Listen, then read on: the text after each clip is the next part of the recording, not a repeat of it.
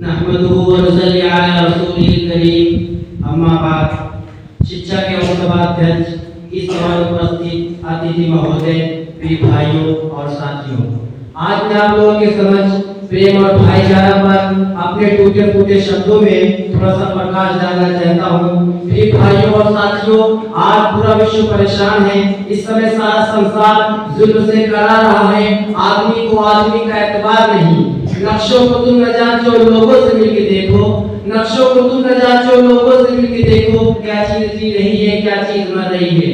प्रिय साथियों, आज सारे देश में मानवता जिस प्रकार अपमानित हो रही है, यह एक लंबी कहानी है। स्वयं अपना मुल्क इस समय बड़े खतरे में ग्रस्त है। जुल्म की चक्की में पिस रहा है। दिल के मखौले जल उठे सीने के दाग से, दिल के मखौले जल उठे सीने के दाग से, एक घर को आग लग गई घर के जनाब से। हमने देश की क्या हालत बना रखी है। अपने देश को अपने हाथ से तबाह कर रहे हैं। हमें से हर व्यक्ति दूसरे व्यक्ति को दृष्टि से देखता है जैसा कि शिकार हो।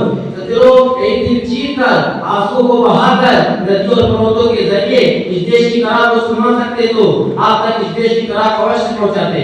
यदि भी पशु बोलते तो आपको बताते इस देश की अंतरात्मा घायल हो चुकी है। उसकी प्रतिष्ठा और ख्याति का बट्टा लगाया जा चुका है। पतन की ओर बढ़ने से यह परीक्षा में बड़े खतरे बढ़ गया है। आज संतों, धर्मानिष्ठों, दार्शनिकों और आचार्यों के मैदान में आने और नफरत की आग बुझाने और प्रेम की जलाने की आवश्यकता है। आज इस देश की नदियां और कण-कण तक आप अनुरोध कर रहे कि आप नफरत के बीच मत बोलिए, इंसानों का अपमान मत कीजिए, मासूम बच्चों को अनाथ होने और महिलाओं को विधवा होने से बचाइए। करो मेहरबानी तुम अहले ज़मीन पर, करो मेहरबानी तुम अहले ज़मीन पर, खुदा मेहरबान होगा शेरी पर। याद रखिए, हमेशा किसी देश या कौम में आती है तो दूसरे धर्म वाले नहीं, अपनी धर्म और कौम की जातियां इनसे देश मात्र के लोगों का निशाना बनते हैं।